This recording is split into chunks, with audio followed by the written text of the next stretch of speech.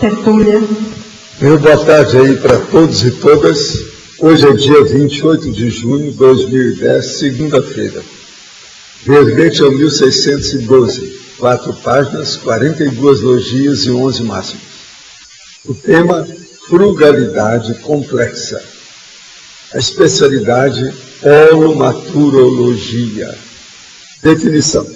A frugalidade complexa é a condição paradoxal de alto nível de inteligência evolutiva prioritária da consciência lúcida, homem ou mulher, dotada dos conhecimentos vitais do corpo permissivo pré-ressomático e consciente quanto à autoprogramação existencial em relação aos aportes recebidos na vida intrafísica.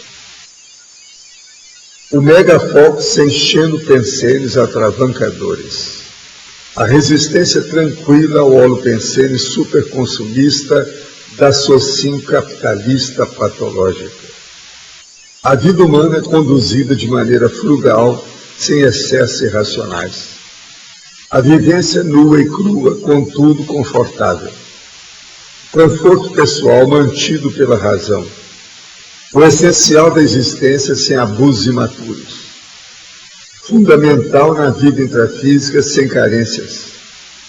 A existência com exatidão lógica sem penúrias. O pé de meia pessoal sem excesso.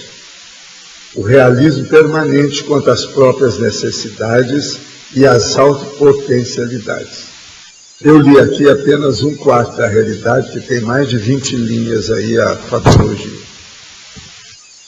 Na parafatologia, nós temos o autodiscernimento parapsíquico fixando as bases das realizações a partir da autoparaprocedência prioritária, inevitável e substituível. A compostura consciencial mantida multidimensionalmente. Na remissologia, nós temos 15 itens indicados, nós destacamos 5. Acumulabilidade. Economia da vida consciencial, esbanjamento consciencial, fartura, poupança existencial. Perguntas. Poderia dar exemplo das renúncias que o FIEX exige? Olha, isso aí varia muito de pessoa para pessoa, porque depende da zona de conforto de cada um e os interesses de cada qual. Agora, a UFIEX, como já começa a tratar mais do processo da paraprocedência assistida, ou seja, o processo da interassistencialidade, e a pessoa já caminha para a semiconsciência, uma das coisas que se renuncia mais aí talvez seja o ego, o poder humano, a riqueza temporal, efêmera, e determinados tipos de liberdade. A OFIEX exige alguma dedicação maior. Outra, no caso do nosso grupo evolutivo, há quanto tempo temos a frugalidade complexa e inata que estruturou nosso temperamento e foi conquistada em vidas prévias? Essa tendência recente ou é mais remota? Pois já na época de Confúcio se falava na importância das vivências pelo caminho do meio do equilíbrio. Pode-se ter uma média em cada caso, ou cada caso é um caso? Olha, cada caso tem que ser verificado com calma.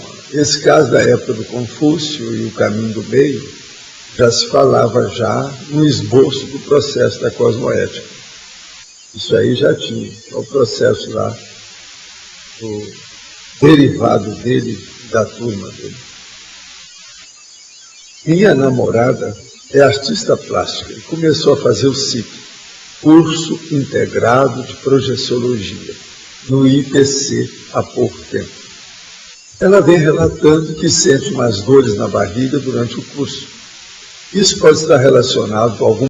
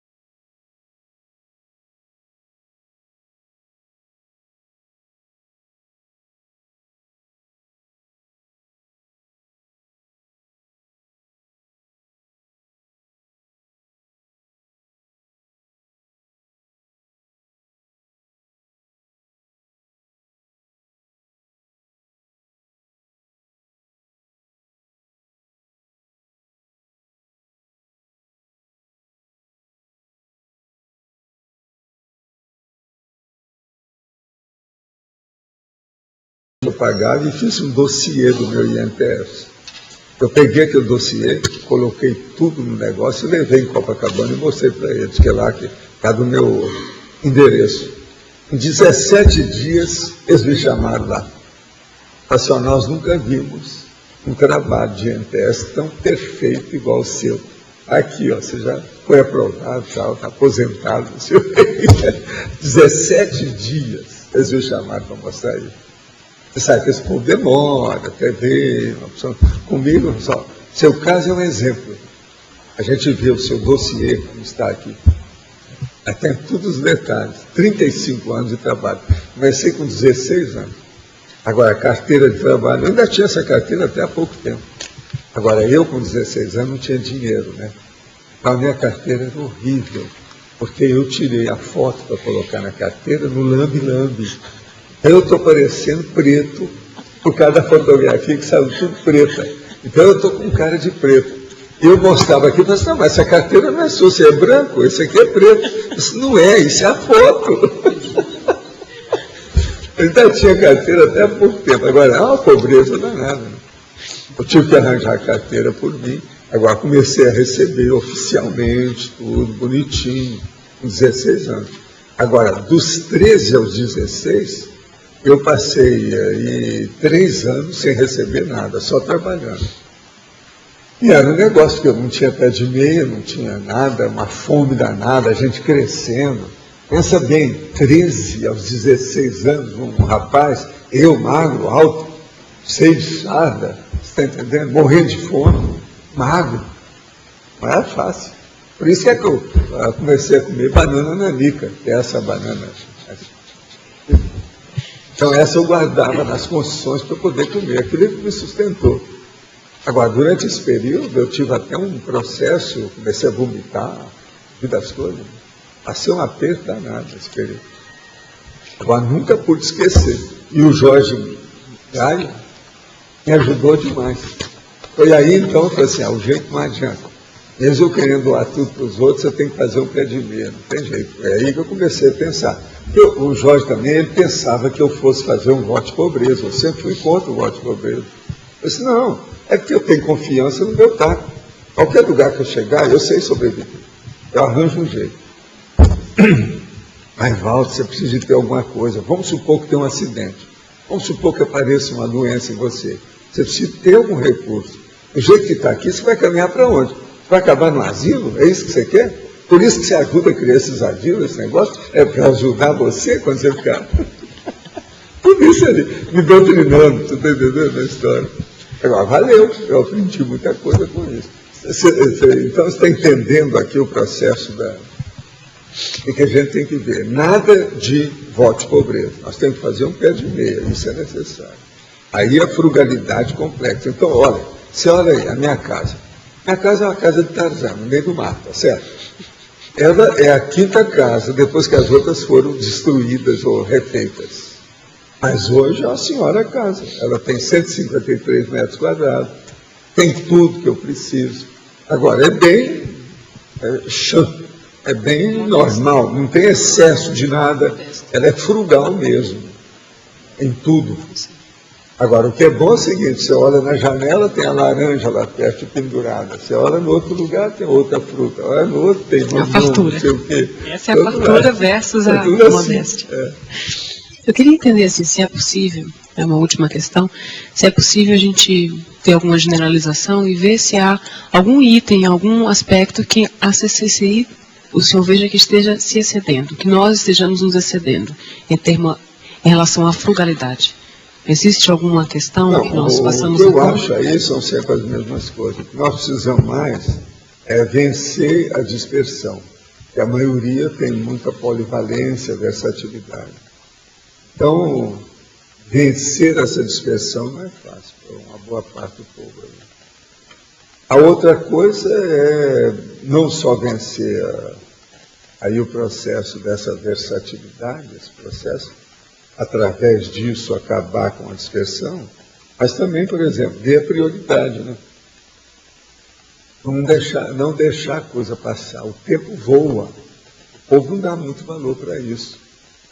Quando você menos espera, passou uma década inteira. Mas veja bem, nós estamos aqui em Foz faz 15 anos. Isso não é fácil. 15 anos, uma década e meia que nós estamos aqui. Então, as coisas passam muito rápidas. A vida é muito mais rápida do que a gente pensa. Agora, veja, quando a pessoa começa a trabalhar, a vida passa mais depressa. Para o tenepsista, a vida passa mais depressa. Ele tem trabalho todo dia, aquilo intensifica o processo da atividade dele, e há uma disposição devido ao processo extrafísico, a vida de 24 horas, o dia de 24 horas fica pequeno. Já quando eu era rapaz, foi por isso que eu tive infarto. Eu já trabalhava demais, porque eu era workaholic. O povo achava que, para mim, o dia precisava ter 48 horas, e não 24. Devido à intensidade do trabalho que eu fazia. E outra coisa, movimentando gente, sempre em torno de mim, um monte de gente trabalhando. Você está entendendo como é que é? Agora, o que eu vejo é isso. Aqui, nós ainda precisamos disso. Há muita gente ainda sem a prioridade básica, mais séria, de entender isso melhor. Desperdiçam muito tempo com a moldura e esquece a essência da mensagem, aquilo que é o certo, o essencial da história. Isso tudo falta. Bom,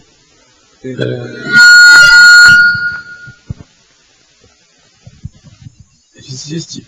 Hoje vai ter jogo do Brasil? Vai ter jogo. Isso aí está parecendo que é a Vuvuzela. É a Vocês Vuvuzela. estão usando Vuvuzela aí, ó? Que Vuvuzela. negócio é esse? Evaldo, aqui existe um paradoxo, eu entendi ele. Agora, ele contrapõe o requinte intelectivo com a frugalidade. Agora, eu queria saber, porque deve existir outros requintes, mas parece concentrando mais na parte mental, em relação à frugalidade, que parece um contraponto, porque frugalidade e requinte são opostos, mas tem que haver um requinte contrapondo-se a uma frugalidade. Você quer ter um requinte? Mas há Quase um requinte de discernimento. Pronto. Você liquida com mas requinte. que mais requintes? O requinte de discernimento. Eu gostaria que você separasse o que é requinte e o que é frugalidade nessa questão. O requinte patológico é aquilo que é o excessivo. Aquilo que a pessoa, por exemplo, usa em matéria de objetos, de joias, de poder, de dinheiro. Por exemplo, o Ibrahim Suede, na época que eu estava trabalhando com as coisas no Rio, já há mais de 30 anos, né? Deixou o Espiritismo com 34, ele já falava, qualquer pessoa que tem mais de 5 milhões de dólares, ela já está escrava do dinheiro. Já vai dar muito problema para ver investimento desse dinheiro, cuidar disso, olhar tudo, como é que era. Em parte, ele tinha razão. Naquela ocasião, o dólar valia mais, né? Agora, veja, a gente estudou, e o ideal naquela ocasião, eu estudei isso com um amigo meu. O ideal para você começar, você precisa ter $500 mil naquela ocasião, para começar a gozar dos capitais, como eles falavam. Quer dizer, você tem uma vida folgada através de um pé de meia que você não preocupava mais com dinheiro. $500 mil naquela ocasião, isso na década de 60 para 70, a pessoa podia fazer isso no Brasil. Agora, eu calculei tudo para chegar a $1 milhão. Está entendendo? Que era para eu ficar tranquilo, para eu poder fazer assistência. O problema não é você ter o dinheiro. O problema é você ter a liberdade de um capital e bancar o banco quando precisar. Bancar o banco. Veja ver se vocês me entendem. Foi o que eu fiz. A hora que eu fiquei com aquilo, eu falei, não, agora o dinheiro é meu. Eu sempre ajudei os outros através de dinheiro de todo mundo, inclusive o meu. Mas agora o dinheiro é meu. Eu posso fazer o que eu quiser. Estou por cima da carne seca. Aí muda tudo de figura. Comecei a ajudar gente em situações que eles nem esperavam. Chegava lá e comprava tudo. É aquilo que eu já falei com o Nocha aí, aquele negócio, por exemplo. Eu chegava no lugar e falava, não, desça todos esses livros aí, coloca lá, chama a carreta lá e leva.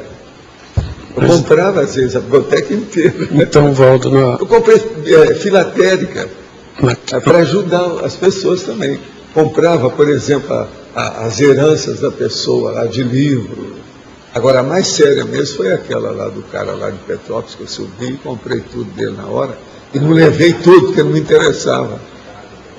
É o homem da carta de matemática, que ele deixou para o cara que era lavrador. Aquilo me ajudou demais, até hoje ele está aí. Outra coisa, só o que eu arranjei ali dos selos que o homem não sabia, selos da vai é uma fortuna. Esse requinte, não sei se isso de comprar bastante livro é um requinte, né? Parece que é. Mas é um requinte positivo. Por exemplo, você tem uma grande biblioteca, é um requinte, mas positivo. Não, mas esse aí também estou perguntando. Não sei. Meu processo, isso aí fazia parte da minha estrutura de pesquisa, da minha ProEx. E outra coisa, o resto que eu comprei, que é isso que eu chamo de artefato saber, por exemplo, moeda, selo, álbum de figurinha, gibi, essas coisas vinham naquilo que eu estava comprando. Eu não podia jogar fora uma coisa dessa. Lá pelas tantas o negócio virou aquela inundação, o tsunami de material. Eu fui fazer a biblioteca. Isso vai ajudar. Mais tarde, em vez de levar uma biblioteca, eu vou levar uma holoteca. Foi o que eu fiz. Isso era plano meu. Eu vou pondo como pergunta, eu não tenho certeza. Parece que tudo de ordem assim mental, pode existir mais frugalidade, mais requinte, e de ordem material, mais frugalidade. Não sei se é isso. Quase sempre assim. O processo ali, mental, não há o substrato palpável, concreto. E outra coisa, um conhecimento maior, uma cognição mais avançada, você não vende, aqui não rende. Por exemplo, a gente não leva na Bolsa de Valores meu conhecimento sobre livro. Isso não pega lá. Não dá para fazer ações para vender. Está entendendo como é que é? Então, esse requinte não fonôncia. Isso não funciona, não atua. Então, é muito interessante a gente ver isso. Agora, o que eu vejo é o seguinte: uma base para fazer o pé de meia é importantíssimo. Isso aí não tem saída. Todo mundo tem que ter alguma coisa para se sentir com segurança, com equilíbrio. Outra coisa também que eu já tinha percebido isso há muito tempo, antes de arranjar $1 milhão, era o seguinte, que as pessoas que não têm o pé de meia, elas não têm segurança nem equilíbrio para aprofundar pesquisa. Por isso que a gente vê a opção de gente que recebe bolsa de pesquisa, mas eles ficam parados no meio da coisa, porque aquilo não é dele. Ele está sempre preocupado. Então, o cara que está preocupado com cifrão, ele não é bom para pensar em mais nada. É uma verdadeira doença.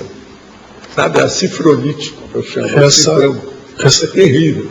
Essa frugalidade em relação ao dinheiro, mas ela entra no limite do pé de meia, a necessidade de não ser tão frugal assim. Esse pé de meia também não tem que ter um meio termo, ver como é que é. Hoje em dia, eu não sei mais, se a gente for fazer a história do Ibrahim Suede, $5 milhões já daria trabalho para o cara, eu acho que talvez uns $10 milhões já dão muito trabalho para o cara.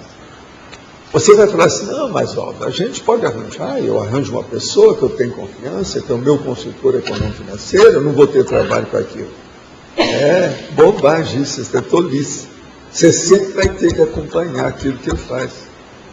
Não tem jeito. Mesmo que seja outra pessoa que esteja fazendo, você vai querer aferir os dados, você vai saber. E não é você que vai querer. Ele, o consultor, vai querer que você siga e acompanhe os dados que ele tem. Isso acontece comigo, todo ano eu vejo como é que está meu patrimônio, o que a gente está fazendo com isso, como é que é. Ainda agora eu estou vendo que o Banco do Brasil e a Petrobras vai entrar num processo aí de chamamento de dinheiro na Bolsa com opção de coisa. Eu vou estudar isso com o meu consultor lá, vou falar com o Rodrigo esses dias, tá? Quando eu encontrar com ele, eu falo assim, vamos ver isso, parece que é para setembro. Eles iam fazer agora em julho, passou para setembro. Está nos jornais. Isso tudo é bom ver. Mas aí você tem porque eles vão, inclusive, colocar o povo participando da Bolsa agora. O chamamento são bilhões para a Petrobras e Banco do Brasil. É uma coisa para se pensar economicamente. Essa moderação... Quer dizer, eu estou para vender um imóvel lá no Rio, talvez a gente venda e vamos comprar essas ações, quando sair aí. Essa moderação, ela não pode ser nem do voto de pobreza, nem do Soros lá especulando na Bolsa, que é um absurdo. Não, você não pode ter ideia de bilionário. Isso é que não dá certo. Eu tive contato com um bilionário, né, nos Estados Unidos, aquele negócio todo, fui lá ver como é que é e tal. Depois disso, eles mesmos quiseram falar comigo, a gente vê. Teve cara que eu nem conhecia, apareceu com o meu cartão atrás de mim. Outra coisa, jamais cobrei qualquer coisa para essas consultas que eu dei para esse povo todo. Eu jamais ganhei dinheiro com isso. Mas o povo vem atrás, né? Você sabe, em matéria dessas coisas, isso...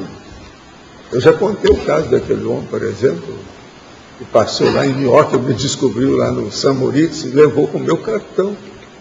O cara lá da Escandinávia, no fim do mundo. Eu nem falo qual é o país dele, porque ele era muito conhecido lá demais. Criava problema. É o cara que viu o disco voador, ele não podia falar. Viu o negócio descer, negócio tudo com luz na frente da mansão dele, na zona rural. E a amante dele estava junto com ele. Então aquilo era um problemão danado. Ele foi atrás de mim para ver o que fazia. E outra coisa, ele tinha ideia que devia ter escrito um livro sobre aquilo. E os anos foram passando. Aí ele foi atrás de mim, afobado. Ele ficava com aquilo à noite, na hora de dormir. Bilionário. Tem um outro que eu vi lá no Central Park também, bilionário. Esse era tão problemático que as coisas que aconteceram enquanto eu estava falando com ele, eu falei tudo na hora. Eu falei assim, aqui, ó, veja bem você como é que é. Sua vida é uma droga. A minha é muito melhor que a sua. O que adianta o seu dinheiro? Nós estamos aqui conversando. Você já teve que levantar 5 vezes enquanto eu estou aqui. Eu não. Estou folgadão, não tem problema nenhum. Qual é o problema? Você não. Você não deve estar dormindo direito, por isso você está mamado desse jeito, você está... Coloquei o cara no lugar. Agora, bilhões. Toda hora alguém chamava, tinha que atender um telefone com alguma coisa, aquele monte de coisa. Isso do Central Park, no apartamento dele, que era um quarteirão. Daquele edifício quarteirão que tem lá no Central Park. Sabe? Agora, aquele monte de máquina, as coisas todas lá, ele lá. Sozinho, sem ninguém. Só ele, a mulher e os cachorros. Mais nada. Apartamento enorme. Cada cachorro, quase o tamanho dessa mesa, dentro do apartamento. Tinha lugar para tudo, tudo limpinho. Aquele monte de gente tomando conta. Você está entendendo? Quer dizer, o cara fez um castelo no Central Park, dentro do apartamento de andar inteiro. Você está entendendo? É incrível isso aí. Assim, ó, um monte de gente que eu vi. E aprendi, né, com alguns. Uma pessoa dessa, ela fica 24 horas só administrando os bens, é isso? Fica presa nisso. O problema é difícil. Tem que saber, né? A pessoa saber usar a vida humana, o corpo que ela tem, o tempo que ela passa aqui. Isso é importante. Agora, uma liberdade econômico-financeira feita por um pé de meia, isso eu também acho que é praticamente... vamos dizer, insubstituível, né? A pessoa precisa disso, senão está danado. Ela está sempre escravizada a alguma coisa. Ela não tem capacidade de falar o que ela pensa, ela não tem liberdade de autoexpressão. O dinheiro coarta, ele prende, ele ergastula, como diz o cara. A pessoa fica numa masmorra. Ela não tem uma liberdade de abrir o jogo. Agora, eu, por exemplo, dependendo de dinheiro, eu sempre achei, qualquer lugar que eu for, eu arranjo algum trabalho e consigo me manter. Muito antes de me formar, de tudo isso. Agora, meu pai me ajudou muito nisso. A hora que eu comecei a entregar marmita com 5 anos, eu vi o valor do dinheiro, como é que era, a situação toda, aquilo que ele me ensinou a dar aquelas notas de 500 mil reais para os outros, e eu querendo arranjar um 4 centavos, quer dizer, 40 centavos, para poder comprar doce de leite por causa dos velhos, e não tinha. E a gente dava 500 de uma vez, velho. Aquilo era impressionante. Eu aprendi uma lição na minha cara. Né?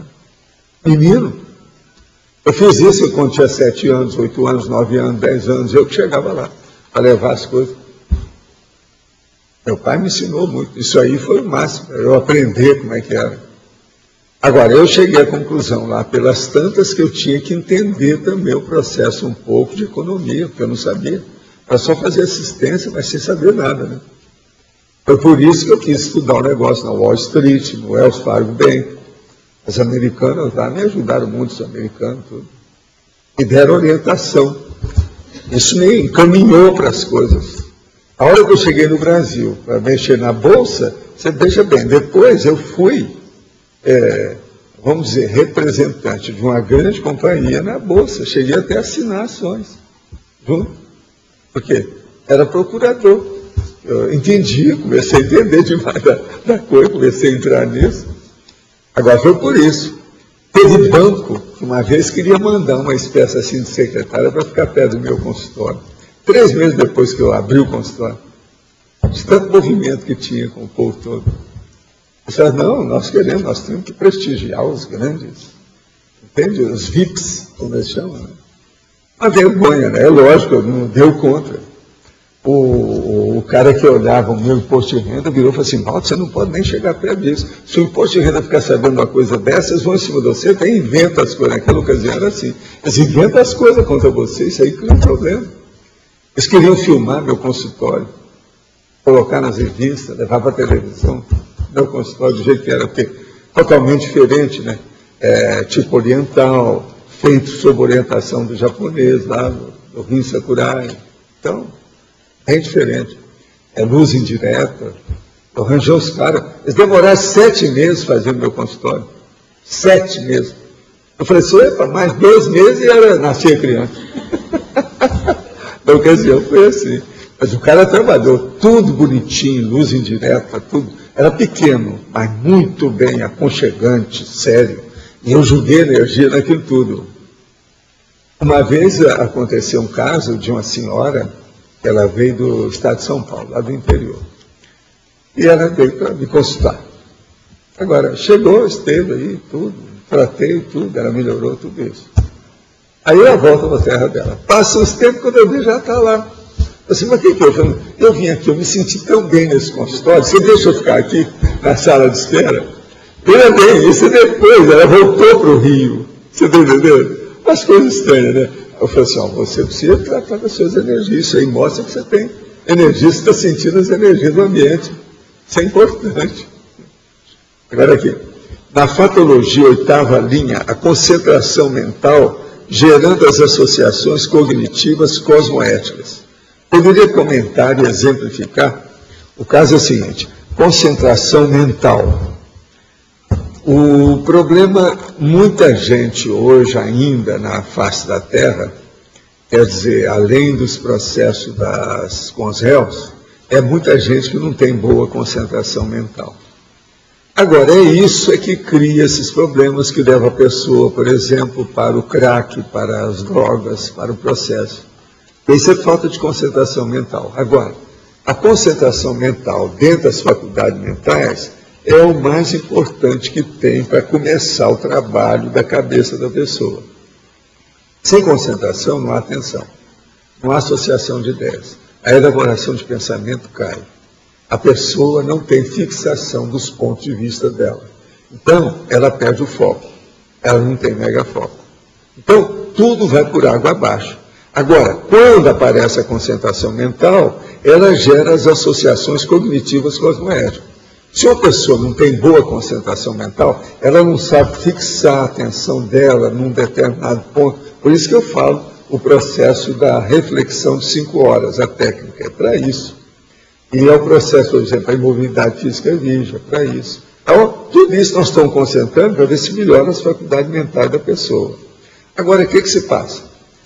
Se ela não tem concentração mental, ela não consegue nem concentrar num tema, como é que ela vai fazer associação entre um tema e outro? Ela não tira conclusão de nada. Agora, pensa bem, a hora que você precisa fazer associação com 3 fatores diferentes, 5 fatores diferentes, você está entendendo isso na matemática? Vai tudo por água abaixo. As pessoas não têm capacidade para isso. Hoje, a meninada está se formando, eles não têm capacidade nem de ler uma frase comum de jornal. Às vezes eles interpretam mal uma frase. Como é que fica? Então vocês olham, as associações cognitivas, quer dizer, de conhecimento cosmoético avançado, só se dá através de uma concentração mental maior. Isso é gerado pela concentração. Isso que nós estamos falando aqui, a 8ª linha, é justamente isso que eu pergunto aqui. Valdo, Sim. essa concentração mental, então, é o controle da vontade, né? Que você está falando. É o controle da vontade com a intenção fixada, quer dizer, a intenção, a atenção, tudo. Então, a concentração é o seguinte, é uma pessoa conseguir pensar numa ideia só, durante algum tempo. Ela tem que fixar aquilo. As pessoas têm dificuldade. Por quê? Elas estão sempre barata tonta. Por isso que tem dispersão. Sim, da dispersão consciencial é justamente isso. Outra coisa, isso é uma reação infantil. A pessoa não amadureceu. Por quê? A criança que tem essa atenção, chama atenção saltuária. A criança é assim, ó. Ela está aqui, está assim, ela está olhando as coisas. Tá, vamos ver o que é, mexe, pula. Isso chama atenção saltuária. Essas pessoas adultas, elas não estão mais pulando igual criança. Fica pulando, aquele negócio toda hora. Olha aí, junta 5 crianças aí, 5, 6 anos, você olha. Alguma está pulando. Se tiver, não precisa estar no playground nem nada. Às vezes está pulando no ônibus, está pulando em casa, todo lado. Então veja, isso é atenção saltuária. A pessoa adulta, ela continua desse jeito, porque ela não arranjou a concentração mental. A criança não tem. É tanto que criança, por exemplo, no tribunal, ela não tem tanto valor. Por quê? Ela não fixa aquilo que ela viu. Você não pode confiar muito. Muito embora ela seja realista, ela é franca, ela é sincera, ela fala o que ela viu. Mas a interpretação dela é errônea, porque não tem infraestrutura. Você está entendendo? Então, o processo da infantilidade do adulto é horrível. E é isso que leva o adulto ao egocentrismo infantil do adulto. Entende? Ô, Val, eu queria continuar esse tema.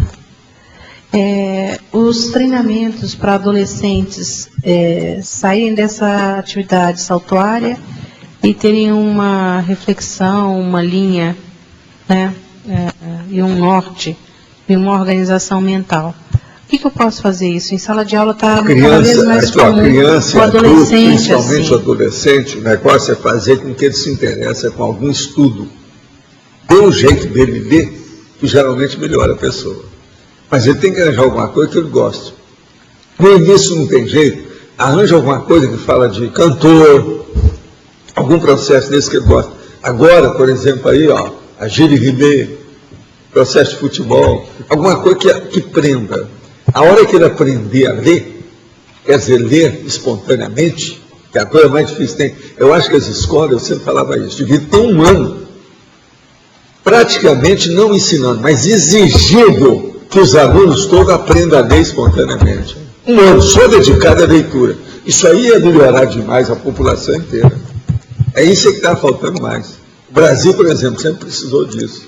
A leitura é fraca. Eu acho que a faculdade deveria ter isso também. Hoje, como está. Por isso que é que eu dou razão para a medicina. O primeiro ano, só matéria para a pessoa aprender a estudar. Que ela não aprendeu nada quando chegou lá. É incrível, né? Depois passou no vestibular, tudo isso, é que ela vai aprender a estudar, porque até lá foi tudo no tapa. E uma boa parte não aprende, Val. É. Eles estão passando sem aprender também. E eu tenho tentado fazer com que eles demonstrem áreas de interesse, mas é muito difícil. As pessoas, assim, elas vêm sem foco. Ela vem, por exemplo, no meu caso é a agricultura, pecuária e meio ambiente. Nessa história, fala assim, olha, a vantagem da pessoa ler, a pessoa saber interpretar uma frase, uma sentença, isso é muito importante. As vantagens disso, as vantagens econômicas, financeiras, fala isso, para atrair a meninada. Às vezes é o jeito que ajuda em tudo, não é só econômico financeiro, mas ajuda a econômico financeiro. Como eles pensam muito nisso por causa da sobrevivência, vale a pena falar. Então, leitura, a leiturologia, a leiturofilia, gostar da leitura. Eu já tenho vários verbetes que eu já falei muito. É muito importante, eu acho. Paulo, com relação à questão de definição, eu acho que entendi assim, o que é a definição. Seria, por exemplo, a consciência que ela tem o conhecimento do curso permissivo, né, da autoproex, e mesmo assim a abordagem dela é uma abordagem comedida, né, sem ficar querendo se fazer autopromoção nem nada. Seria esse ponto? Seria isso a definição? Mas não é isso, não é só isso. É a pessoa ter a frugalidade. Por exemplo, eu tenho dinheiro, eu posso fazer um palacete aqui para viver. Eu não vivo nisso. Eu dispensei o requinte, eu acho isso burro. É de uma burrice para mim terrível. Agora, eu conservo algum dos imóveis, porque pode ser que eu vou precisar amanhã, para as coisas que eu estou fazendo aqui. Isso é frugalidade. Entendi. Por exemplo, se eu quisesse, eu poderia ter aí um Mercedes aí na frente, comprar isso. Para mim, eu venho para o apartamento dele, eu tenho apartamento lá, lembra que eu falei? Aquele negócio da Gine Rimé, a hora que eles falaram que ia ter um negócio lá no Rio de Janeiro, eu falei assim, só dessa conversa aqui eu acabei de ganhar 1 milhão. Lembra aquele dia? Eu sou todo, eu falo tudo que eu tenho, eu não tenho nada para esconder. Walter, seu Fusca. Hein? Fusca que você estava falando no almoço com rabo de peixe. O que é que eu fiz lá no Rio? Eu estava contando para ele aí, havia um companheiro meu, que era colega de medicina, que fazia também plástico. Então, ele queria, porque eu ajudei a ele, dei uma carta de recomendação para o Dr. Vincent Gai. Ele era japonês. Então ele foi ao Japão, foi a Tóquio, fez o curso e voltou. Então ficou muito amigo meu, muito assim, vamos dizer, queria me ajudar nas coisas. Agora, o que se passa? Eu tinha um Fusca maceteado, mas se eu olhar para ele, era um Fusca igual aos outros. Quem não entendia de carro, olhava, não tem nada, isso aí é Fusca. Coisa popular, besteira, vulgar, interessa. Agora, o que se passa? Ele tinha um carrão, daquele tipo Oldsmobile que tinha no Brasil, tinha um grandão chamado Galaxy. Lembra do Galaxy? O dele era um Galaxy, de última geração, o melhor que tinha. É um carrão. Então ele parava no lugar e eu parava com o meu carrinho, né, um Fusquinha. E ele, o Galaxy. Ele virou para mim e falou assim, Valdo, você não pode ser assim, você está na frente. Porque eu levava um pouco a televisão, os meus colegas de medicina, porque os programas de televisão todos abriam para mim, devido às coisas que eu tinha trazido do Japão. E eles não tinham capacidade de ir à televisão. Então todo mundo pedia para ir junto. Você está entendendo? Para ele aparecer na televisão, naquela ocasião podia. Na década de 60, 70, podia. Então ele gostava dessas coisas, mas falou assim, Valdo, você não tem apresentação social. Está ruim, você tem que ter. Eu falei assim, vem cá, então vamos fazer uma coisa. Que tal a gente fazer um racha? Vamos lá para o Recreio do Bandeirante? Vamos ver quem chega primeiro? Ele com o Galaxy, eu cheguei, sentei lá, fui ler jornal, até que ele chegou.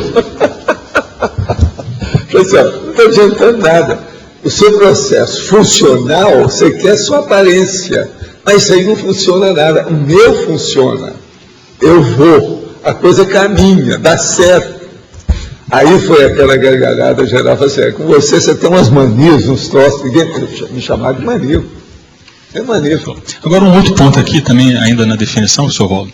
Eu estava olhando assim, o senhor fala assim, a frugalidade complexa é a condição paradoxal de alto nível de inteligência evolutiva e prioritária. Aí você fala que é da consim e vamos dizer assim, qualifica o tipo de consim, né? Aí eu fiquei pensando assim, até prioritária, por exemplo, até dentro da construção da definição, até a palavra prioritária, não me parece ficar claro ainda a definição em si, entendeu? Do que é a questão da frugalidade. Aí eu queria entender como é que você construiu essa definição só para eu ver como é que foi. Pois é, mas o problema aqui você tem que lembrar, é o processo do paradoxo. Uma frugalidade complexa. Isso é um paradoxo. Todo verbete é paradoxal. Você veja bem, frugalidade é uma coisa banal, frugal, superficial. Agora, complexa é uma coisa profunda, complicadinha, sofisticosa. Você não entende. Então eu tenho que mostrar um lado e o outro. Agora, onde a frugalidade é importante?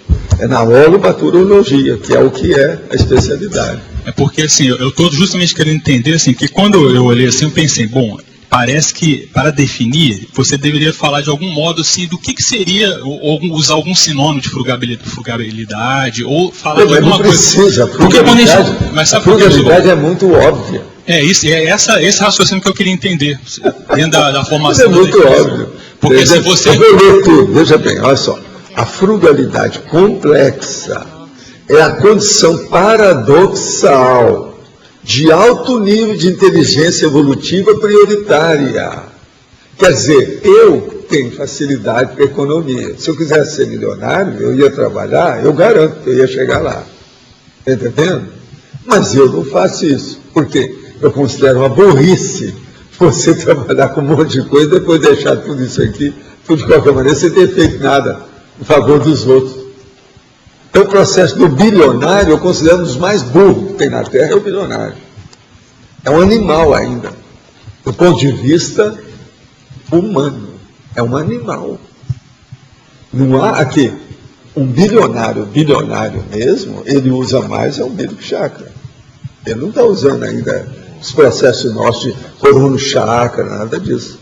Ainda não. Senão ele não seria daquele jeito. Você vai falar assim, não, Valdo, mas tem bilionário, tem exceções. Você fica com as exceções. Dizem que toda regra tem as exceções. Mas o normal não é esse. De todo mundo que eu estudei, não é esse. As pessoas ficam agitadíssimas, só pensam naquilo, dinheiro, quanto que vai ser mais esse ano, como é que é, e fazendo continhas, e fazendo isso. Não são continhas para pagar o papagaio no fim do mês, não. É continha para aumentar aquilo que já tem. Fazer o que com isso? Agora veja, eu vi isso muito cedo. Na minha terra eu já contei aqui uma história da usina de beneficiar arroz que havia lá. Meu cunhado trabalhava lá porque tinha gente da família dele. Então a gente chegava podia brincar, os meninos, brincar naquilo. Só precisa ter cuidado para brincar na palha, que estava às vezes queimando, e às vezes ficava cinza debaixo. Se o menino tivesse cuidado, pulava na palha, ia pegar onde estava lá e queimar na pele, porque ainda tinha às vezes brasa debaixo das palhas de arroz. Agora, junto da palha de arroz, a gente via aquelas montanhas de saco de arroz cheio, né? Então, o povo chegava e falava assim, pois é, você veja bem, esse monte de saco de arroz, ninguém é capaz de comer esse arroz todo durante a vida inteira. Como é que faz? Tem que distribuir. Agora, arranjam tanto arroz, tem que fazer assistência com esse arroz. Então eu achava aquilo esquisitíssimo. Você está entendendo? Aquelas montanhas, porque o silo que havia lá para conservar o processo de arroz, era 2 vezes esse tertuliário e as montanhas de saco de arroz. Tem uma em cima da outra. Negócio de doido. Então veja, quantos sacos de arroz você consegue comer na sua vida inteira? Ali, até um certo ponto, com jeito, metade daquele de Monte Carmelo, que era tão pequeno, aquilo lá ia alimentar metade de Monte Carmelo com arroz. Você entendeu? Se fosse distribuir na hora. Então, aquilo tudo me chamava atenção. Foi aí que eu comecei a pensar na questão do bilionário. Veja, o bilionário, em vez de ter o arroz, tem dinheiro. É ouro. Como é que fica esse negócio? Que loucura. Para onde vai isso? Tanta gente passando fome, e o cara com essa abastança, esse excesso. Então, veja, aí começa o negócio aqui. Prioritário da consciência ilustre, homem ou mulher, dotada dos conhecimentos vitais. Olha só esse adjetivo, vitais, que eu coloquei. Quer dizer, é um conhecimento do curso intermissivo que ele dá vida para a pessoa. É o existencial, é o vital, é o mais importante. Agora, e consciente quanto à autoprogramação, que é o que interessa em relação aos aportes recebidos na vida intrafísica. Então, por exemplo, o que adianta um bilionário desse, que a vida e ele mesmo construiu muita coisa, às vezes a partir do pai dele, do avô dele, teve uma herança muito grande, ele ampliou aquilo mais ainda e ficou só nisso. E os aportes para ajudar os outros, às vezes não fez nada. Então, vai lá aquele milionário, bilionário, soma tudo contra ele, não tem nada a favor. Olha, eu já encontrei com vários desses fora do corpo. Desse jeito que eu estou falando. Quer dizer, um drama. É aquilo que eu chamo paradrama extrafísico. É terrível, a tragédia, a paratragédia extrafísica dentro da pessoa. Agora, é lógico, uma pessoa dessa, ela fica sem lugar. Porque ela começa a pensar, eu tenho que começar tudo a estaca zero, tudo de novo. Zero absoluto, para ver o que vai fazer. Para repor, refazer aquilo que perdeu tempo, as oportunidades jogadas fora. É terrível a hora que a pessoa vê isso. Ela foi lá no máximo, que ela achou que era o máximo, depois ela tem que começar tudo na estaca zero. Dizem que das pessoas que mais sofrem é aquela que foi muito rica e que depois, no fim da vida, ficou super pobre. Essas é que sofrem mais, devido ao orgulho. Porque o orgulho da pessoa foi amassado, né? Acabou. Não é massageado, não. Eu estou falando é massacrado. Todo o orgulho da pessoa foi por água abaixo. Agora veja, muitos não fazem isso nessa vida, mas vão fazer na próxima. Esse é que é o problema sério. Então, por exemplo, a hora que eu falo frugalidade complexa, põe complexidade nisso. É muito mais que nós estamos falando aqui. As relações, os efeitos, as variações, derivações, consequências disso, são muito maiores que essas que eu estou falando aqui. Por isso que eu coloquei aqui mais de 20 linhas na fatologia, para ver se o povo entende.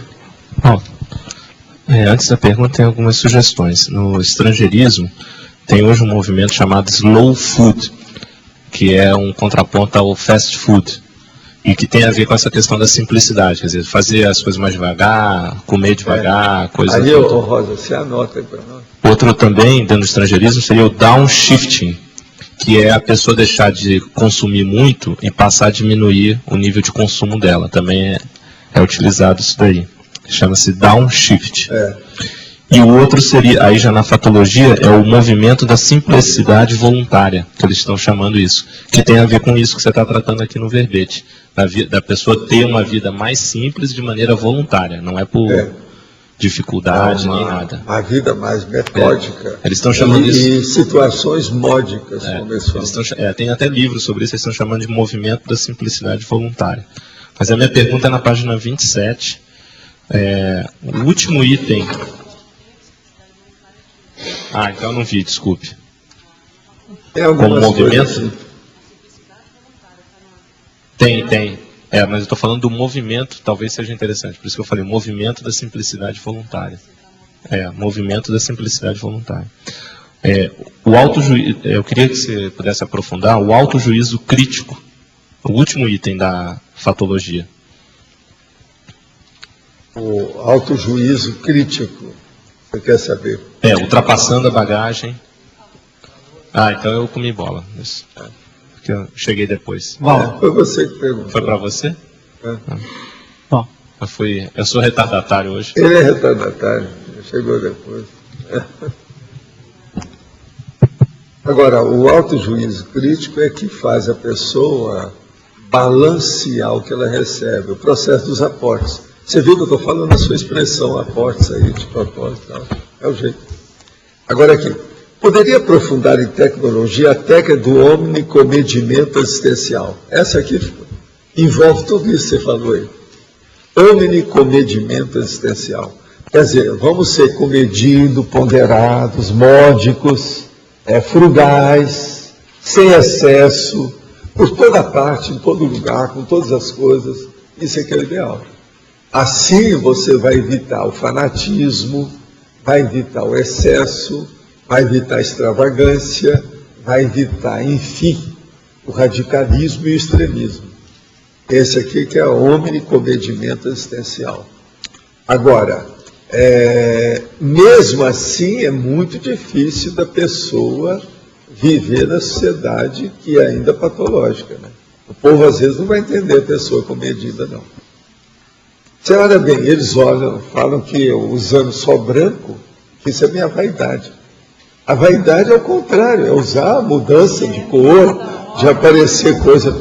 Veja bem, a vaidade seria usar aquele terno que eu fiz com o Max Taylor lá em Hong Kong, que era do Frank Sinatra, Sammy Davis Jr. Esse povo todo fazia lá, eu fui lá por causa deles. A turma de Hollywood que indicou para mim. Então, veja, é cada terno milhares de dólares. Agora, tem fio de metal no terno, chama atenção, brilha. Você chega na televisão, aquilo expande. O negócio é uma loucura, a força presencial da pessoa. Isso sim, é o ator, o artista, o cantor. Eles, às vezes, fazem isso tudo. Se fosse, agora, branco, não. Branco tem até uma das classificações ou definições de branco, que é a extinção de todas as cores. É o branco, que não tem cor. Tem outros que falam que é o contrário, né? Que é a reunião de todas as cores. Mas quer dizer, uma reunião besta, porque não aparece nada. Agora aqui, outro. Poderia esclarecer em trinomiologia a omni-aplicação do trinômio, utilidade, funcionalidade, prioridade. Omni-aplicação. Nós temos que saber as coisas que nós temos, qual a utilidade. Como é que aquilo funciona. E se aquilo é prioritário. Isso para tudo. Então, você tem que observar as coisas que eu tenho aqui na mesa. Essa lente, ó, ela tem utilidade para quê? Para eu ler uma coisa maior. Às vezes é importante a gente ler, porque tem coisa aqui que eu trago que é tudo letrinha pequenininha. Eu não vou forçar a minha vista. Então, ela tem utilidade. A funcionalidade, eu sei como é que funciona. Inclusive, eu tenho uma lá dentro que acende a luz. Se falta luz aqui, eu trago a outra, eu ponho aqui. E a prioridade, ela é prioritária dentro do meu trabalho aqui para não atravancar meu serviço. E por aí vai. Tudo aqui ó, tem sua razão de ser. Tudo que eu tenho aqui. Eu estou usando, então, a utilidade, a funcionalidade e a prioridade. Prioridade é colocar aquilo que é mais importante na frente daquilo que é secundário. Outra coisa, poderia falar um pouco como é feito os pedidos para a TENEPS? E no caso de a pessoa dessomar recentemente, pode me dar uma dica de como melhor ajudar essas consciências? O caso é o seguinte, o pedido de TENEPS, a pessoa manda para o tenepsista a relação com o nome da pessoa e o endereço aonde ela dorme. Porque geralmente o tenepsista trabalha com as pessoas durante a noite, ele é um vampiro. Ele visita a pessoa de noite, quando for possível, junto com os operadores. É assim que eu sempre falei com o povo. Então eu preciso mandar o endereço aonde a pessoa dorme. Isso aqui é o ideal. Agora, uma pessoa que dessomou, a melhor coisa que você faz é pensar positivo em favor dela e esquecer, deixar ela seguir o destino. Nada de fazer com que o seu egoísmo fique pensando e chorando as mágoas porque ela morreu. Isso aí, em vez de ajudar, um bom número de casos, piora a pessoa, piora a condição dela, em vez de ajudar. A gente tem que ver se a pessoa dessomou, ela tem que seguir o destino dela. A gente não manda no destino das pessoas. Então, que aconteça o melhor para ela. Vamos pensar positivo e deixa para lá. Isso às vezes é que é. E outra coisa, vamos cuidar da vida aqui, porque na hora da gente responder pela ProEx, vai ser sozinho. Essa pessoa que dessomou antes não vai estar lá para ajudar a gente. Paulo. Sim. Você falou sobre aprofundarmos, de a gente ficar com as raízes positivas do nosso passado. Eu queria que você aprofundasse isso. Como é que é? Você falou sobre a gente ficar com as raízes positivas do nosso passado. Pois é, do passado, aquilo que seja bom. E como é que faz para fazer isso, identificar? Eu queria que aprofundasse. Por exemplo, vamos olhar no seu caso. O que você precisa mais? Acabar com a dispersão. Agora, essa dispersão pode ser física, pode ser intelectual, pode ser ética. Olha bem como é que é isso. Zé, deixa eu perguntar. Eu identifiquei, tem determinados comportamentos meus, que inclusive é ético e tudo mais, que eu comecei a ter retrocognições, aquilo eu fiquei atrapalhado. A sua intenção às vezes é boa, mas você não reflete sobre o assunto. Isso. Aí você ainda erra até hoje. Então, veja, você ainda não está ainda com a coisa melhor que você tem no passado. De vez em quando você está ficando com o superficial. É isso que a gente tem que superar. Agora, uma boa parte de nós todos temos nessa. Não é só você. Né? Mas aí dentro disso eu comecei a ter, eu fui perceber que eu tinha assim, pesadelos, retrocognições que eram sempre recorrentes do mesmo tema, e que aí eu vi que tem a ver com esses comportamentos que você estava falando. É isso mesmo. E como é que isso me atrapalha, isso fica vindo? A primeira coisa que você tem que fazer é procurar agora arranjar a linearidade da sua pensanização. O seu problema maior, a meu ver, ainda é esse. Você tem dificuldade de ir aos finalmente. Você faz muito prolegômeno antes de chegar lá. Agora, se você então entrar com uma linearidade maior de pensionização, você vai melhorar o resto tudo.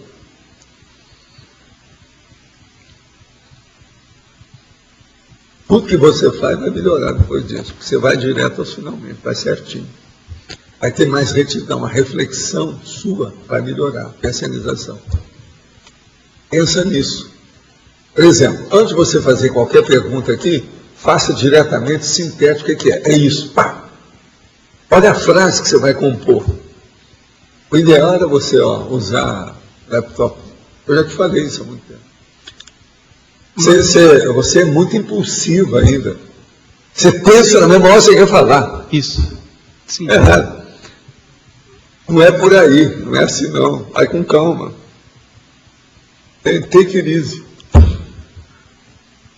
Mais uma coisa que eu quero entender é, dentro dessa linearidade, eu identifiquei que eu faço isso às vezes por questões éticas mesmo, para suprir alguma coisa. Mas você às vezes faz totalmente contra você, você corta para cima. Isso. Isso é muito comum em você. Uhum. Agora, já está na hora de mudar, porque você está estudando muito, está lendo muito. Está na hora de ver o que é o melhor, o que é o prioritário. Pensa nisso. Agora, se eu fosse você, andava com laptop, é melhor. Anota tudo lá. Melhor. Laptop cabe mais coisa do que num papel. É mais consistente. Você pode fazer um arquivão grande. Você pode fazer, por exemplo, coloca lá, trafares. Agora põe um arquivo para determinado trafar. Coloca, por exemplo, 20 trafares que às vezes você pode achar que você está caindo nele. Olha no último ano, os últimos 12 meses, onde é que você caiu de 4? E põe os trafares que você caiu. Alguns eu posso te falar agora, nesse instante. Você é precipitado às vezes para falar. Afadigado, você está entendendo? Então você põe lá. Põe qualquer coisa nesse sentido. Precipitação, impulsividade. Com tudo que acontece. Não, no dia tal eu fiz isso. Como é que foi a minha impulsividade? São essas últimas que eu cometi. Quais foram? Anota aquilo. Por aí vai. Agora, do ponto de vista ético, como é que eu penso sobre ética? Mesmo quando eu estou bem intencionado, eticamente, eu erro dentro da cosmoética. A minha intenção, às vezes, não é a melhor. Por que eu erro? Faltou ponderação, faltou reflexão.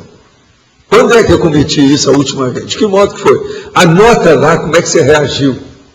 Isso aí que eu acho que a Conce devia de fazer, a turma toda. Pois é. Pois é. Isso aí todo mundo devia de fazer isso. Tem a sua hora. O que tu queres? Na realidade, eu queria perguntar uma coisa que ele perguntou também. Mas eu queria que o senhor expandisse um pouco mais essa questão do reforço do lado positivo da paragenética de uma forma mais genérica, né? Como que a gente pode fazer isso, os pontos mais sérios para fixar melhor esse lado positivo? A primeira coisa é fazer um levantamento de quem você é. Qual é aquela parte do iceberg que está oculta debaixo da água? Isso é que é a paragenética da sua personalidade. Vamos supor que você seja um iceberg. Aquela parte que não aparece. Isso é a paragenética. Então vamos examinar qual a estrutura disso. É baseado em quê? Então, é por aí que a pessoa vai analisar e localizar o que é. Porque ninguém é igual. Todo mundo tem diferença.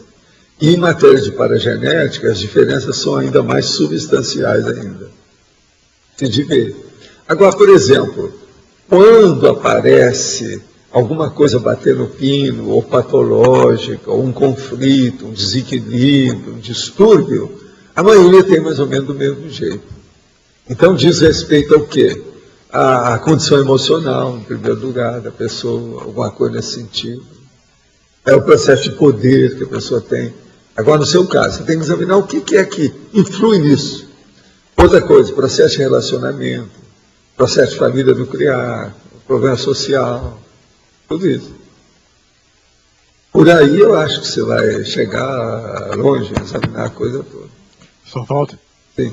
Aqui na página 27, na 8ª linha, eu não sei se já foi corrigido, que eu cheguei depois. Os dramas sofocleanos, me parece que tem um L a mais aí. Sofocleanos. Sófocles. Sófocles. Tem um L a mais, não é isso? Isso. É Sófocles. O primeiro L não tem, não é isso? Isso. E mais embaixo... Tem mais alguma coisa aí que você viu? Na linha 12, um pouquinho mais embaixo. A vida na contramão do superconsumismo. Não seria a contramão? A contramão, isso aqui está errado. Isso aí eu acho que já foi corrigido, tá? Mas eu vou olhar isso tudo, certinho. É a contramão. Olha o resto aí para nós.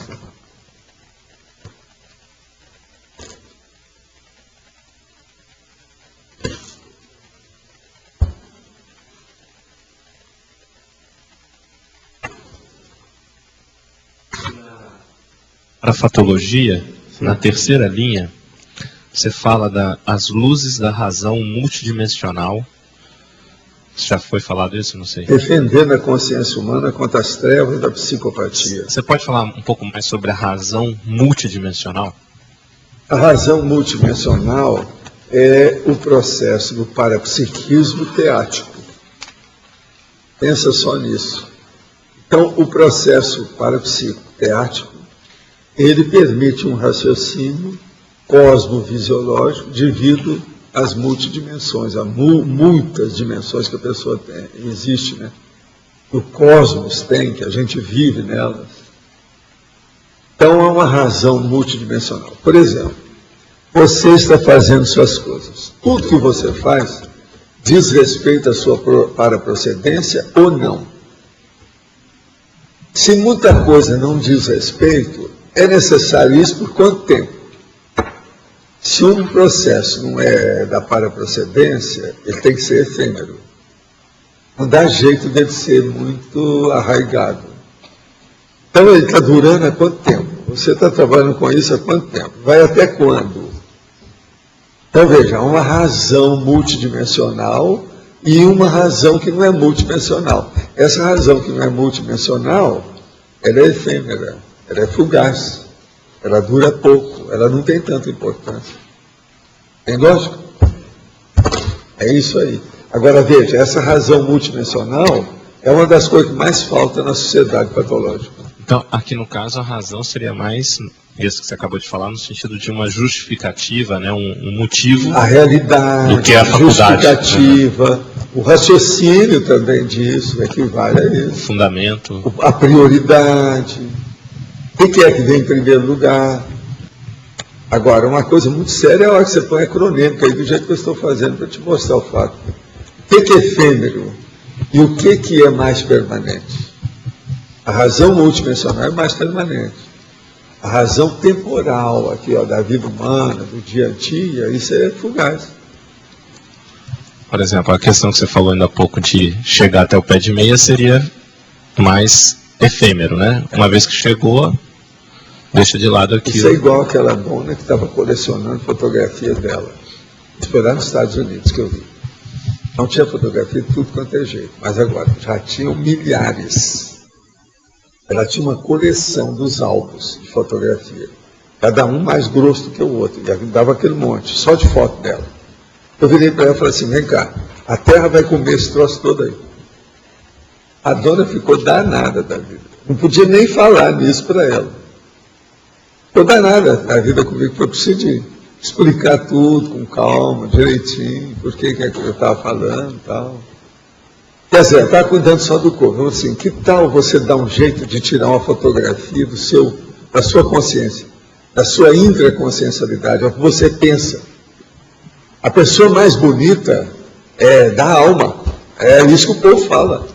Pensa bem, você está fazendo uma coisa da sua moldura, isso vai durar pouco. Agora você sabe, a turma da Califórnia, de Hollywood, o problema da aparência era muito sério, né? O negócio não é fácil. Agora, tudo quanto é imagem. Tinha a série do rosto da dona, só ela estava de frente, Então começava a mudar assim, eles fotografando tudo. Então ela pegou cada bloco daquele e fez fotos enormes do rosto. Sabe? Em vez de filmar, ela pegou aquilo tudo como quadrinho. Então tinha aquilo, mas dezenas de fotos dela. Agora, a dona era realmente bonita. O rosto, tudo. Agora, tinha foto do rosto, tinha foto do corpo. E outra coisa, as mais extravagantes vestes que você pensar apareciam. E então eu falei assim, você está tratando só da forma. Daqui 100 anos não vai ter nada disso mais. Vai ficar a essência disso. O que é ter atrás disso? Atrás desses olhos aqui, dessa foto, o que tem? Negócio sério. Quer falar? Para a fatologia, na 5ª linha, o senhor comenta a sensatez assentada sobre as percepções extrasensoriais, em primeiro lugar, pondo à margem os sentidos somáticos e as faculdades mentais. Pois é justamente isso aí que nós estamos falando, pelo outro lado. Isso. Agora, a minha dúvida é a seguinte, mas na construção, no uso dessa sensatez, algumas faculdades mentais são utilizadas, por exemplo, o próprio discernimento, a lógica, a São, mas escuta, não, mas tem uma coisa que você ainda não pensou, calma. Para que uma consciência, quer dizer, uma pessoa que domina um corpo humano, seja endossoma ou ginossoma, é necessário que a consciência que tenha sensatez, e não o corpo. E essas Então não faculdades... adianta nada você falar, não, precisa ter sensatez. Se a consciência não tem, pode ter a cabeça mais bacana, bem conformada, etc., que não vai resolver nada. Ela não vai ter faculdade mental adequada. Então a sensatez, antes de mais nada, é multidimensional e é consciencial, é paragenética. É paragenética. Aqui essas faculdades mentais eu estou frisando mais na questão da mais genética. Não interessa, mais é secundário. Entendi agora. É terrível a gente falar, mas não tem outra saída, né, Cris? Tem jeito. Está claro. Tem jeito. Uhum. E posso fazer mais uma pergunta? E mais uma pergunta. Em codigologia, o senhor comenta sobre os limites entre o imprescindível e o supérfluo. O senhor pode falar mais sobre esses limites? Isso aqui é a essência desse verbete. Como é que a gente identifica? A essência desse verbete é isso aqui. O imprescindível e o supérfluo. Por exemplo, é imprescindível que você tenha alguns conjuntos de roupa. Mas você não precisa ter 200 vestidos. Isso seria supérfluo. Mas alguns vestidos você tem que ter para mudar, trocar, etc. Então está saindo, ainda mais num país tropical. Abençoado por Deus. Né? Uma bobagem danada. Mas está entendendo? Então, as 200 vestidos é que é demais. Agora, uma blusa, sei lá quantos aí eu preciso, né? Alguma coisa, mas 200, eu garanto que não preciso. Eu garanto. Garantia, eu dou. Garantia. Então, assim, ao longo da nossa vida, esses limites, eles são dinâmicos, né? Porque dependendo do nosso momento evolutivo, a questão do que seja imprescindível, do que supérfluo, eles podem variar, não é isso? E outra coisa, o imprescindível é relativo ao momento evolutivo. Então, é isso. Agora, existe, assim, um imprescindível, do ponto de vista evolutivo, que em qualquer momento existe, né? O discernimento, por exemplo. Então. A pessoa conservar isso, pode estar certo, ela vai longe mais rápido. Ela chega na serenologia mais cedo que a gente. Tá. Esse em detrimento de qualquer outra coisa, então. Discernimento é bravo. Aí vem o cara e pergunta, mas Val, o que você acha? O que é discernimento para você? Aí já vem tudo, né? Não é fácil, mas é um fato. Discernimento. Valdo. Alô? Não. Aí, ó, tem um ali com a Arlindo ali, o Arlindo aí atrás.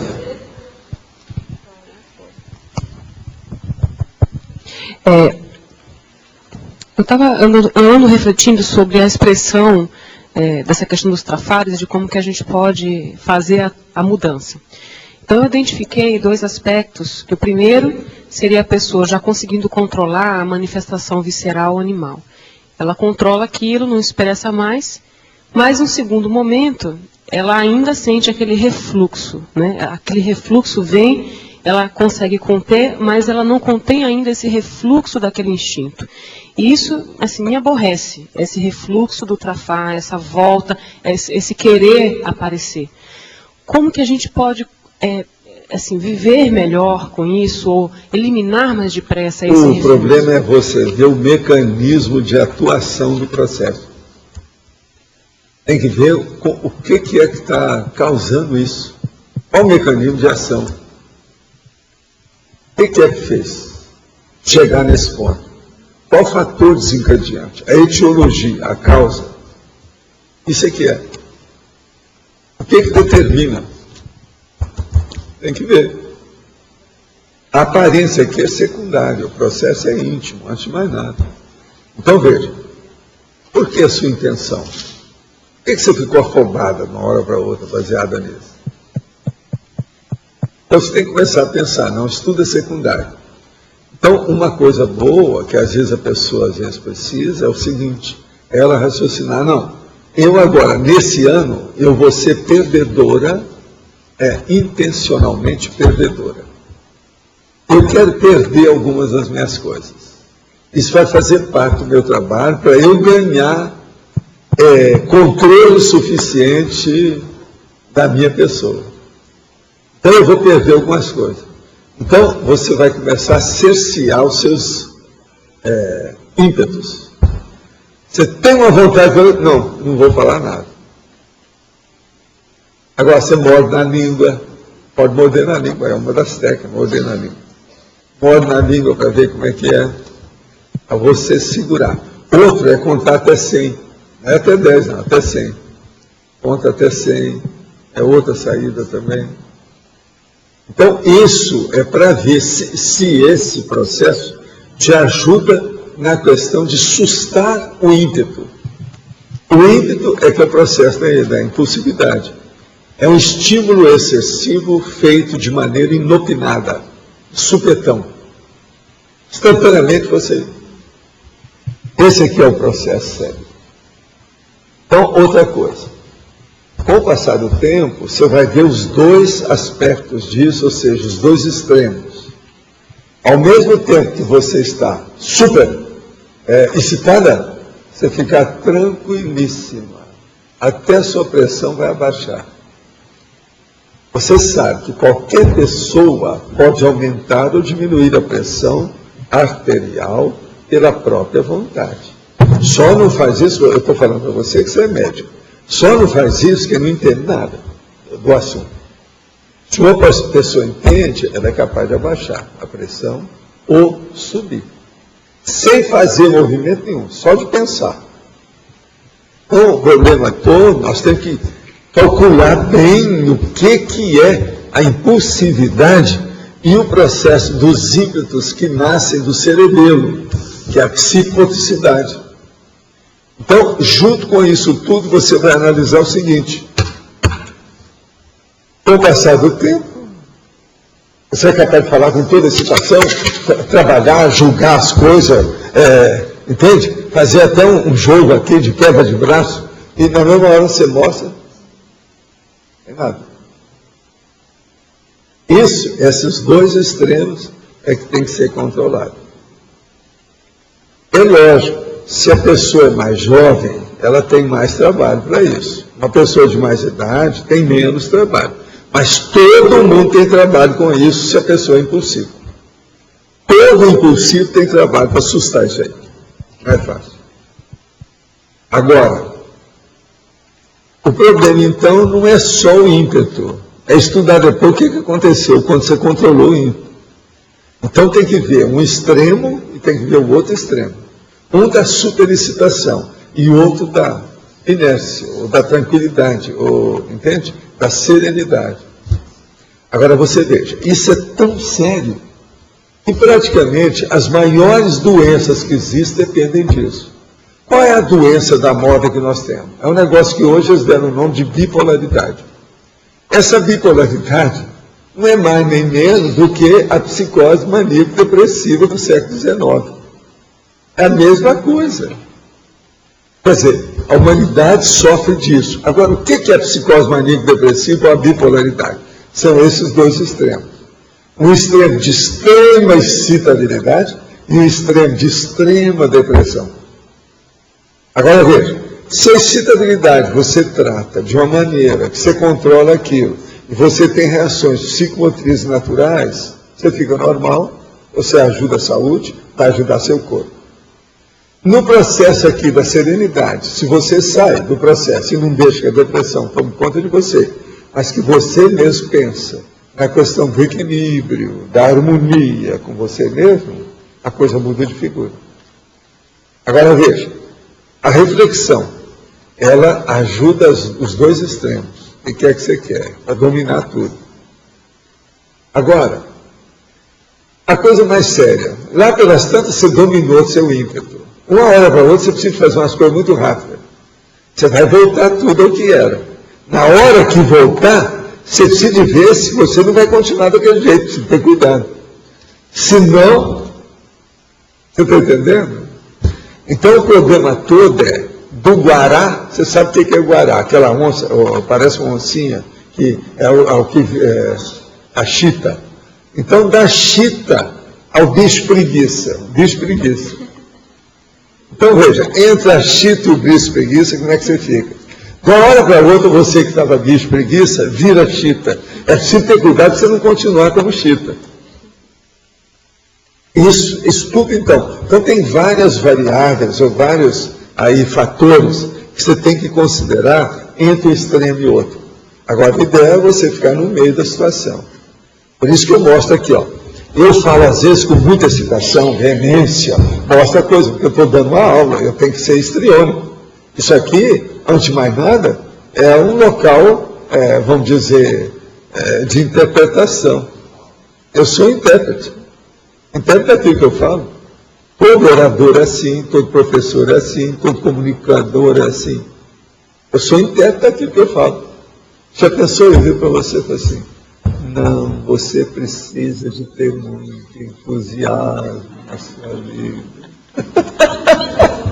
Eu vai assim, coitado, o Valdo é um cadáver ambulante. Você está entendendo? Então, o histrionismo, ele faz parte desse processo, até um certo ponto, não pode ter exagero. Mas nesse extremismo, então, eu mostro muita excitação para defender uma tese. Entendeu? Mas, no mesmo tempo, eu estou aí tranquilo, vou escutar o que a pessoa falou. O povo custa entender isso com a gente. Agora veja, se nós pegarmos uma boa parte do povo para fazer isso, a maioria não vai. Ou ele cai de um lado ou cai do outro. Ele vai ter dificuldade de fazer as duas. Em seguida. Isso tudo por quê? Aí tem adrenalina, serotonina e outras coisinhas de ina. Tem todas as ninas nessa história. É um problemão. Agora, tudo só conserta através da reflexão. No momento que a pessoa está conseguindo ter um controle relativo disso, né? Vem a sensação, ela mitiga através do mental soma, da racionalidade, da reflexão. Mas só o fato de ter tido essa sensação já deixa a pessoa chateada. É isso que eu estou falando para você. Isso me chateia. O fato de ter aparecido. Mas você não pode, aí já é o processo de emoção de bicho, isso é bobagem. Pois é, aí é um com o outro. Pode chatear, então você dá um prazo. Até o fim do mês eu vou acabar com isso. Não pode ser o fim do mês hoje, não, que hoje é 28. Então você pega no mês que vem, tem que ser o mês que vem. Então você põe um mês de julho todo, o mês de julho todo para você liquidar com o assunto. Até o fim do mês de julho eu acabo com isso. Esse é um jeito. Você não pode ser perfeccionista em querer furar o céu? Não, perfeccionista de uma hora para outra para você dominar essas coisas, tira o cavalo da chuva, que você não vai conseguir nunca. É devagar. Você já pensou? Agora eu não sei, não, eu estou só julgando no escuro, tá certo? Mas, por exemplo, quantas vidas você não teve esse ímpeto? Às vezes em corpos de homem, de mulher, etc. Agora, de uma hora para outra, numa semana, muda tudo. Lindinha. Está querendo muito. Você entendeu? Outra coisa. Às vezes foi justamente esse ímpeto que trouxe você aqui. Você deve tudo de bom a ele. Presta atenção nisso. Foi o ímpeto. Porque mesmo errando, você acertou mais do que errou. O saldo é a seu favor. Por isso você fez curso intermissivo. Lembre-se, a maioria das pessoas que fizeram curso intermissivo são impetuosas. Ou, para ser mais correto, né? Foram impetuosas. Vamos ser generosos. Vamos ser generosos aqui, né, João? Foram impetuosas.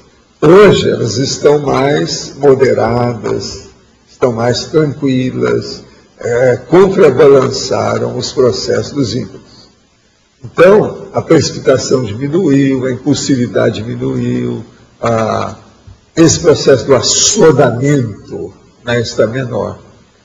Agora, às vezes, foi isso que fez a pessoa ser criativa, melhorou alguma coisa que ela construiu em vidas anteriores.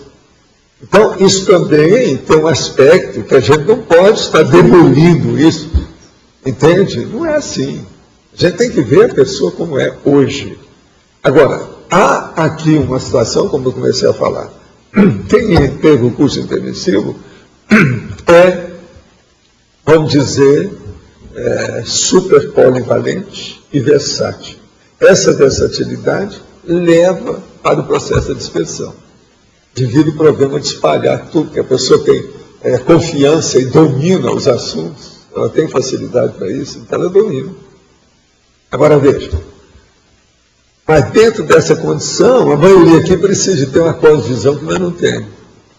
A pessoa tem isso tudo, mas dentro de uma bitola, de uma monovisão pequenininha, ínfima, e muito desagradável, que é um de bicho. Pois é, espalha. Então, o caminho é levar as coisas simultaneamente, uma coisa com a outra, e ficar no meio termo, que aí no caso é o mais útil, é o melhor na história. Mas tem que pensar. Agora, não fique recriminando você que você teve. Isso é bobagem, não é por aí. Anota no papel e dá um prazo. Você vai ver, e nas primeiras semanas você já vai começar a diminuir isso. Você dá um prazo. Tive um insight onde a condição de escolher família mais complicada intraconsciencialmente, família de artistas, com menos aportes intrafísicos, me facilitaria o contato com o amparo extrafísico e a recuperação de consciência antes dos 30 anos, o que realmente aconteceu. Esse meu caso é uma condição de frugalidade complexa? Até um certo ponto parece. É preciso examinar mais detalhes disso, para a gente apoiar. Outra questão. 95% das vezes que mando pergunta, na hora da sua resposta, o computador para, ou a internet cai, ou simplesmente falta luz, voltando tudo ao normal quando acaba a sua resposta. Isso me deixa chateada. Isso mostra que eu tenho um assediador específico meu aí, né? Tenho que esperar até a noite para ouvir apenas a minha resposta. Hoje mesmo aconteceu novamente. Qual a melhor postura que eu posso ter diante desse fato, que sempre acontece desde 2008? São minhas energias que proporcionam isso? São. A primeira coisa, o seu computador está assediado. Precisa dar uma limpeza lá, o seu provedor está desprovido de boas energias. Isso é que é o negócio sério. Tem que dar um jeito nisso. Ela tem que fazer aquilo que eu fiz com a minha máquina lá na frente do cara, limpar tudo. Tem que dar um jeito. Agora, a primeira coisa, chega perto do computador hoje, a hora que acabar a tertúlia, que nós vamos acabar daqui a pouco, você vai fazer então o encapsulamento de tudo que diz respeito ao seu computador. Os fios, a situação toda. Mas faça isso com ele ligado, sabe, para mostrar que a inteligência dele está ativa, devido ao CPU e essas coisas todas. Agora, mete energia lá e encapsula, que isso às vezes ajuda por causa do ambiente. Agora, se você fizer isso e não melhorar, é preciso de ver o seu escritório e seu ambiente que tem boi na linha. Você sabe o que é boi na linha, né?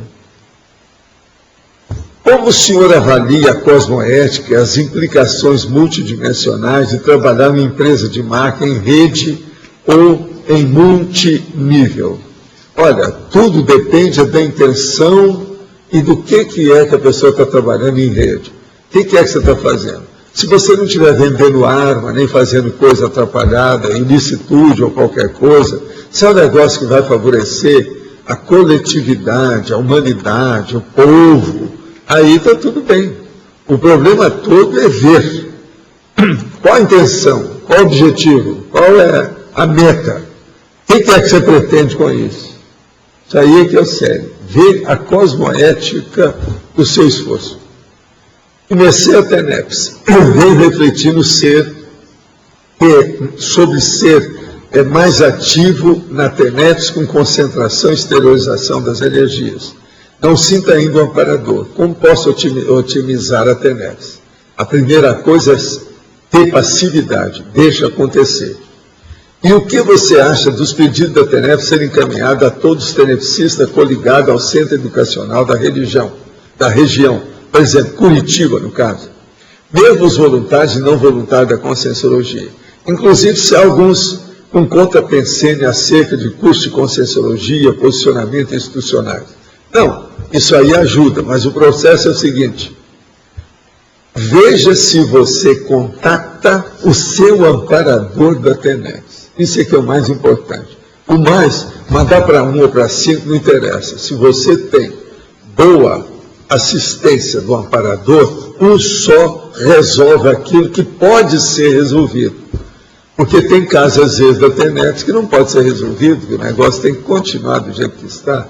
Agora, esse que pode ser resolvido, um só, às vezes, já resolve o problema. O senhor deu exemplo para criar uma pasta Trafares arquivão do laptop. Além dessa, grosso modo, quais outras pastas são importantes? Olha, eu tenho mais ou menos, aí não sei não, mas talvez 500 pastas. Né? Se uma pessoa quiser, ela pode chegar lá embaixo no Holosic e ler quais são as pastas que eu tenho lá. Só lá tem 160. Aquela estante do lado direito, quem entra no Holosic. Tem 160 pastas, 160 temas diferentes. Só olhar. Agora, eu tenho mais de 500. Os meus arquivos, fora do arquivo, nos armários, etc. Só armário eu tenho 22. Agora, por exemplo, ninguém precisa de ter isso que eu tenho. Eu tenho, eu estou trabalhando com a enciclopédia. Se não tivesse, não teria tanto. Não é isso? Valdo, aqui na letra A, só duas coisinhas. Uma sugestão para a Rosa, na estrangeirismologia, já tem o strong profile, mas podia ter o low profile também, no sentido de comedido, né, de não aparecer. E eu não sei se alguém já falou que eu sou retardatário, aqui na 5ª linha da fatologia, tem aqui a vida mais simples e frugal sobrepujando a vida faustosa. Essa crase aí não tem. Ah, sim. Não tem não. Você tem razão. Gente, então, os nossos comerciais, por favor. Obrigado. As pontuações de hoje, 58 assinaturas no livro de presença, 16 perguntas presenciais, 12 perguntas online, 23 votos presenciais e 15 votos online. Hoje teremos os recados do Hernani sobre o pai e o Everaldo sobre o curso Consim Cobaia. Boa tarde. Boa tarde. Gostaria de convidar todos para a nova turma do PAI que a gente vai iniciar agora para o 2º semestre. Nós fizemos uma seleção de 10 biografias, tá? Só para você ter uma ideia, a gente vai estudar biografias do Gandhi, do Darwin, Swedenborg, JK, Hannah Arendt. Então são 10 biografias selecionadas e o objetivo é fazer um estudo histórico, fazer um passeio pela história da humanidade através das biografias. Tá? Essa turma vai começar no dia 25 de julho e as inscrições já estão abertas. Quem quiser mais informações é só entrar em contato na recepção do CAEC. Obrigado. Então, boa tarde, pessoal. Então, hoje eu vou fazer um convite especial para aquelas pessoas que querem aprofundar no seu processo de autoconscienciometria, um aprofundamento aí no estudo dos traços conscienciais, que nós vamos ter agora no dia 2, 3 e 4. de julho, ou seja, no próximo final de semana, um curso com Sincobaia. Eu não sei se todos já fizeram esse curso, né? Mas aquelas pessoas que não fizeram, é uma ótima oportunidade para a pessoa poder aprofundar a questão da identificação dos seus traços pessoais, tanto trafores, como trafais, como trafais, a partir das heterocríticas cosmoéticas dos colegas. Então, nós ainda temos algumas vagas para aquelas pessoas que têm interesse no assunto. Então, se a pessoa desejar, basta se dirigir à recepção do CAEC ou contactar um dos voluntários da Conscius, que a gente vai poder dar maiores informações. A gente aguarda vocês lá. Obrigado. Eleito com 13 votos, teremos amanhã o verbete para ilicitude, da especialidade para patologia. Obrigado a todos e uma boa tarde.